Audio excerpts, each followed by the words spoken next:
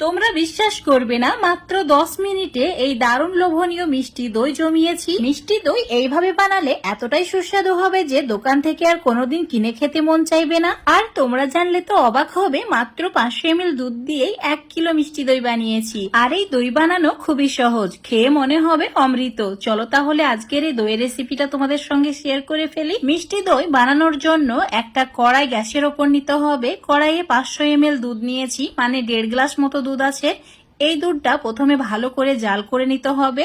এবার চুলোর ফ্লেম একদম কমিয়ে দিয়ে 1 কাপ গুঁড়ো দুধ অ্যাড করতে হবে। দই বানানোর সময় অবশ্যই গুঁড়ো দুধ অ্যাড করার চেষ্টা করবে। গুঁড়ো দুধ দেওয়ার কারণে এই দই খেতে খুবই সুস্বাদু হবে আর খুব সহজে এই মিশ্রণটা ঘন হয়ে যায়। এবার 3টি এলাচ দুধের মধ্যে অ্যাড করে দিয়েছি একটু ফাটিয়ে নিয়ে। যদি মিষ্টি দইয়ের মধ্যে এলাচের ফ্লেভারটা পছন্দ না করো, না দিলেও হবে, আমার খুবই ভালো লাগে তাই অ্যাড করেছি। 2 মিনিট জাল করে নিয়েছি। এবার চুলো থেকে নামিয়ে রেখে দিচ্ছি।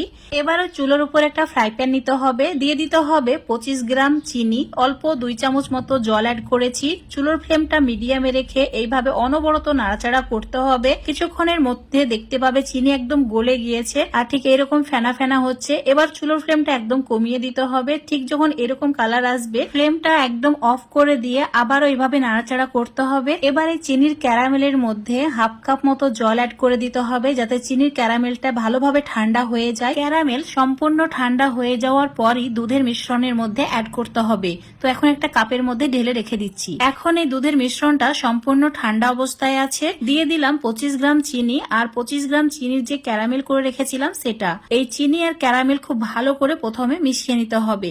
এই সময় চুলোটা একদম অফ করা আছে। তো ভালোভাবে যখন মেশানো হয়ে যাবে, তারপর চুলোটাকে অন করে দিতে হবে। এখানে 500 ml দুধের জন্য 50 গ্রাম চিনি ব্যবহার করেছি। মিষ্টি দইয়ের মধ্যে মিষ্টির পরিমাণটা যদি বেশি খেতে চাও, চিনির পরিমাণটা বাড়িয়ে নিতে পারো। যদি মিষ্টির পরিমাণটা কম করতে চাও, তাহলে চিনির পরিমাণটা কমিয়ে নিতে পারো। মিডিয়াম টু হাই ফ্লেমে ভালো করে জাল করে নিয়েছি, অনেকটাই ঘন হয়ে গেছে।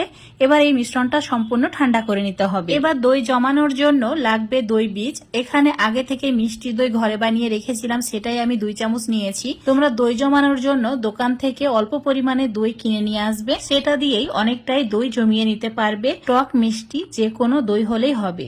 যে মিশ্রণটা রেডি করে রেখেছিলাম সেটা ঠান্ডা হয়ে গেছে আর এইভাবে সর জমে গেছে। এবার এই দই বীজটা অ্যাড করে দিতে হবে। একটা কথা অবশ্যই মনে রাখবে, মিশ্রণটা সম্পূর্ণ ঠান্ডা করে নেওয়ার পরই এই দই বীজটা অ্যাড করবে, তারপর ভালো করে মিশিয়ে নেবে। মেশানো হয়ে গেলে তোমাদের দেখাচ্ছি, দেখো ঠিক এইরকম ঘন মিশ্রণ রেডি হয়ে যাবে। এবার এটা জমানোর জন্য একটা মাটির সরা নিয়েছি। তোমরা যে কোনো পাত্র নিতে পারো দই জমানোর জন্য।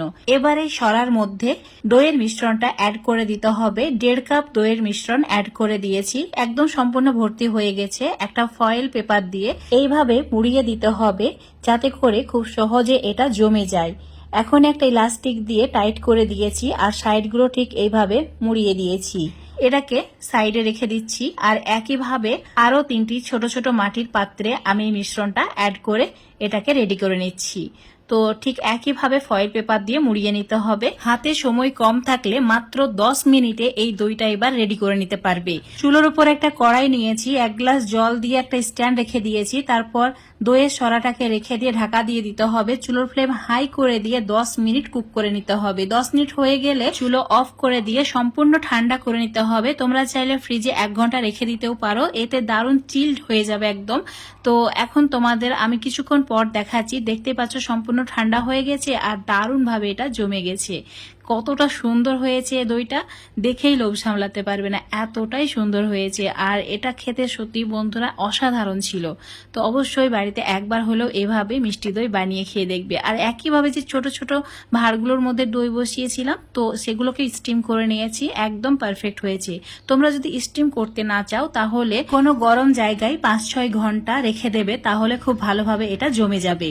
তো দেখতেই পাচ্ছ কতটা লোভনীয় হয়েছে। অবশ্যই বাড়িতে একবার ট্রাই করে দেখবে। আর এতটাই মজার হয়েছে যে মুখে দিলে একদম গলে যায়। বাড়িতে ছোটখাটো অনুষ্ঠান হলে নিজেই যদি এইভাবে মিষ্টি দই বানিয়ে সবাইকে পরিবেশন করো, যে খাবে সেই প্রশংসা করবে। তো আজকের এই মিষ্টি দই রেসিপি যদি তোমাদের ভালো লেগে থাকে, অবশ্যই লাইক শেয়ার কমেন্ট করে দেবে। ফেসবুক পেজ থেকে দেখলে পেজটাকে ফলো করে নেবে, ইউটিউব থেকে দেখলে চ্যানেলটাকে সাবস্ক্রাইব করে রাখবে আরো এরকম রেসিপিগুলো পাওয়ার জন্য। তো বন্ধুরা অবশ্যই একবার ট্রাই করে দেখবে।